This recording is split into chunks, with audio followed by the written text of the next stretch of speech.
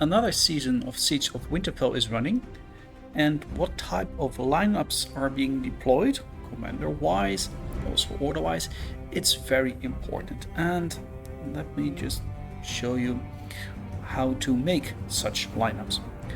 Well, first of all, it's important to know that you have two types of attacks. You have the so-called regular attacks, but you also have the skill attacks. Now, we have here always the option to try out some stuff, to test things, and you already can see here some things which are important to know. For instance, we have here Jon Snow as commander, and we have here as the first deputy commander Sansa Stark. We have the skill of Jon Snow, which says it reduces the normal attack damage taken by commander troops by 50%, and it increases the counterattack dealt by 80% for 5 seconds. This has a cooldown of 10 seconds, the rage cost is 700. Now we have the details from Sansa. Again, also the rage cost for her is 700, the cooldown is 10 seconds, and she heals the wounded troop of allied troops, maximum of 5 targets in a circular area, and the healing efficiency is 430. So what does this mean? Well, it means you'll need rage. So let's set up this army and let's march it out. So initially you start with 0 rage, and rage is being built up until 1000 and then is being activated. So in this case, let's attack the enemy, and you can see here on the left of the picture of Jon Snow, you see the yellow bar going up, and when it's fully up, like now, there is the first skill being active. It fills up again, and then the second one's active, and you can see the second one is Sansa, and it goes back to the first again, Jon Snow. So what do we know with this? Well, we know that there's also now a specific order, and if we remember from before, we know that Jon Snow was first and Sansa was second. So it means that the initial rage has to go up to 1000, then the skill is activated from Jon Snow, then there is a deduction of 700 from the 1000, you end up with 300, and the 300 has to go up to 1000 again, and then the next commander in line will use its skill. In this case, it was Sansa Stark. So we know that also the order of commanders is important, and you'll have to attack or be attacked. At least your troops have to fight. Without this, there is no increasement in rage. Also, if you bring back your troops back to your castle and you march them out again, you start again from 0. We also know that there is a cooldown of a specific skill. In this case it's 10 seconds, so you'll have to wait a bit. Now also rage is affected by the amount of troops. If you have less troops than your opponent, your rage will fill up faster. So these are a couple of things to keep in mind when setting up your lineups, your deployments of commanders wise. Now that we know these basic things, let's go to the specific lineups.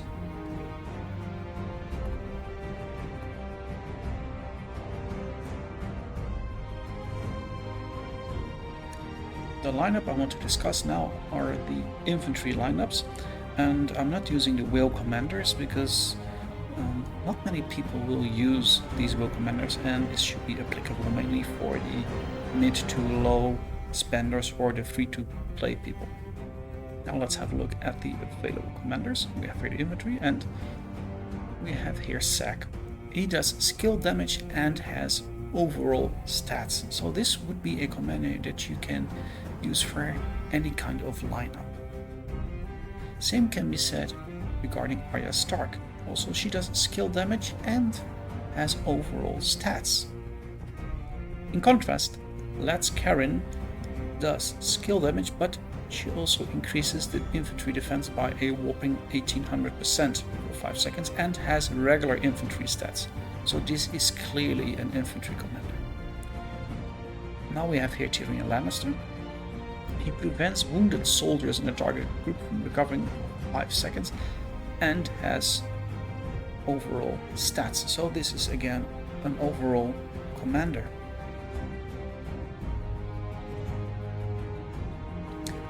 Now we have here Haley. She increases the normal attack damage dealt by commander troops for 60% for 5 seconds. But she has infantry stats, so this is really a commander to use for infantry. The same goes for Chris. He increases the infantry defense and has infantry stats, so clearly he is an infantry commander and also should be used like so. Then we have Rhea. Rhea increases the normal attack damage by command troops by 90%, but also increases the infantry attack by 1800% and has infantry stats, so this is clearly an infantry commander. Now we also have here Julian. He appears to be spear, but if you look at his information, he is an overall commander because he does skill damage and increases the normal attack damage and has overall stats. So this is also a commander that can be used in any kind of lineup. Now we have also here Kevin. He reduces the normal attack damage by targets group by 80% and has overall stats. So this is another overall stat commander.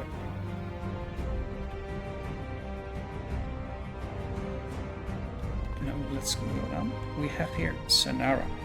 She increases the infantry attack and also if she's deployed, she blocks 20% of the normal attack damage you take. And that's always the case. And she has infantry stats. So this is clearly an infantry commander that you should use. You have here Raymond, and the targeted troops cannot use their active skills for 3 seconds. And he also has overall stats. So this is another overall commander that can be deployed. Andrea, she increases the infantry health and reduces the cavalry attack on them. So the counter effect is being significantly reduced. And she has infantry stats. So this is really a nice commander to use in an infantry lineup.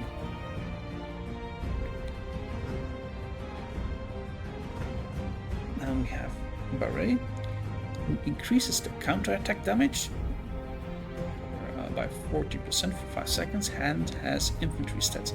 But already by looking at the counter-attack damage, you can see he does his damage mainly against cavalry. Let's go down. Here we have Simon. Simon used to be very good for healing, but that's no longer the case. It's only now for bow, so we can skip it.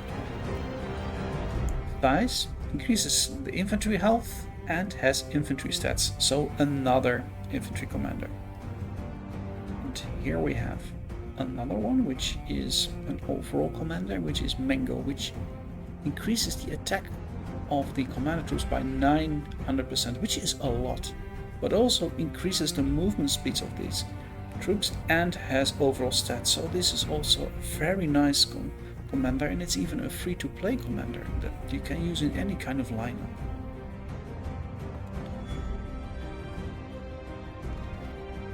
And then we have here Larrea, who does skill damage and also increases the infantry attack by 900% for 5 seconds and has infantry stats.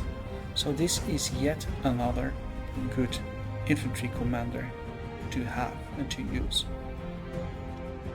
And there is one final commander to go, which is Sorin. And you can see he heals wounded soldiers under your command, so in this deployment, and has total stats. Now that we have identified the commanders that we can use for the lineups, let's have a look at what I think are the best lineups for the infantry, and let's start with the mid to low spenders first, and then go to the free-to-play lineups.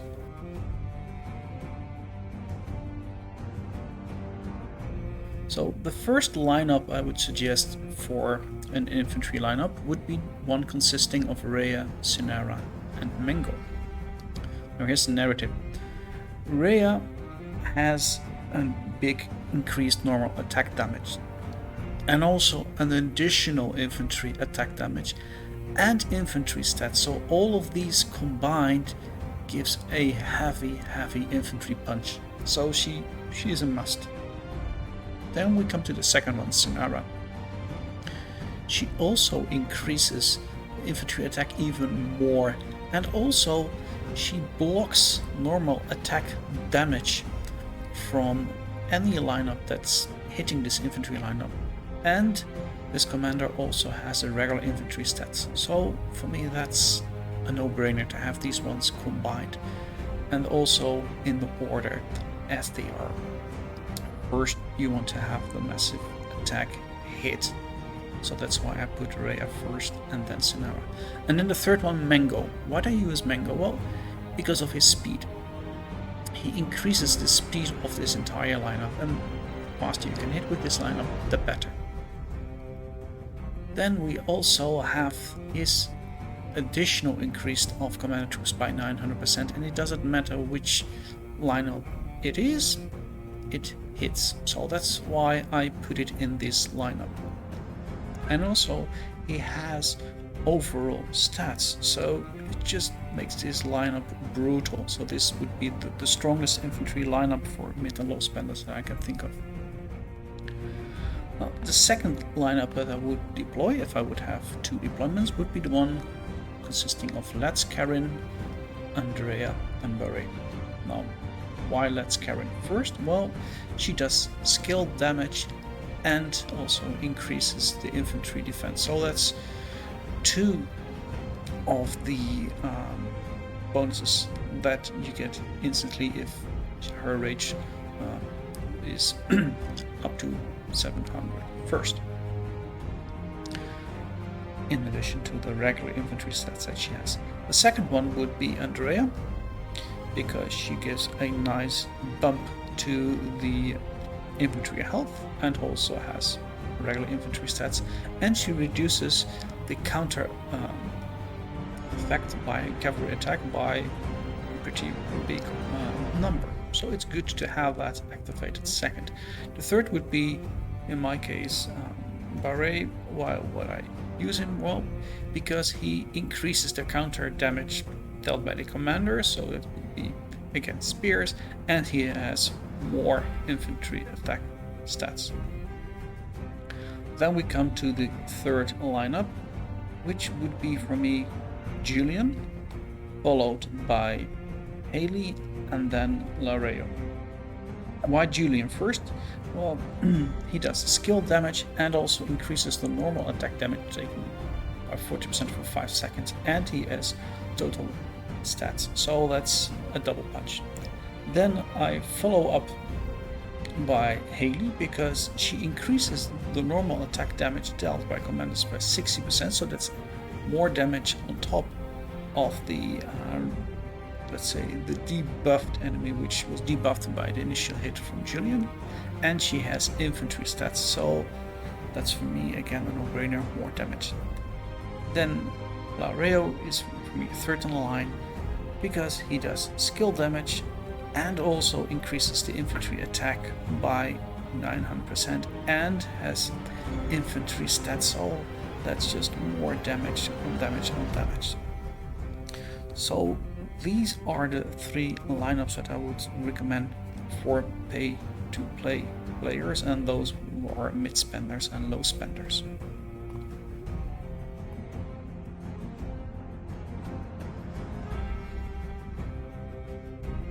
Now let's have a look at the free-to-play lineups and also my narrative. So the first lineup that I would use is Haley, Barret, Mengo. Haley because she increases the normal attack damage, then Beret because he increases the counterattack damage, and both of them having infantry stats, and then the third Mango because he increases the attack of all of the lineups, in this case infantry attack, and also because of his speed, and he has his overall stats. The second lineup I would recommend would be Lareyo, Chris and Vice. Lareyo because he does his double punch from the get-go. Then we have Chris, who adds a nice defense and also has infantry stats. And then we have Vice, who also has the infantry stats but also increases the infantry health. Then the third lineup would be Arya Stark, Tyrion Lannister and Soren. Arya Stark first because she does the skill damage and has overall stats. Then Tyrion Lannister because he prevents the other, the enemy from healing its wounded soldiers and also has overall stats.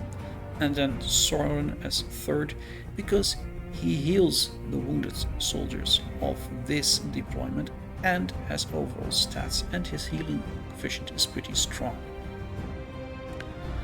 Now, for all lineups, it is also important that the commander also has the stats. So in that case, using these lineups, I would just go for Mango as the commander, because then you also have the stats of your lord in this lineup. I would also say for the pay to play lineup that also I would put Mango as the lord, simply because, well, his attack is just too good not to use, and also his speed is simply cannot be overlooked. So he should be really in that strongest lineup. So this is it. This is my recommendations for the infantry lineups for Siege of Winterfell. Hopefully it will help you some.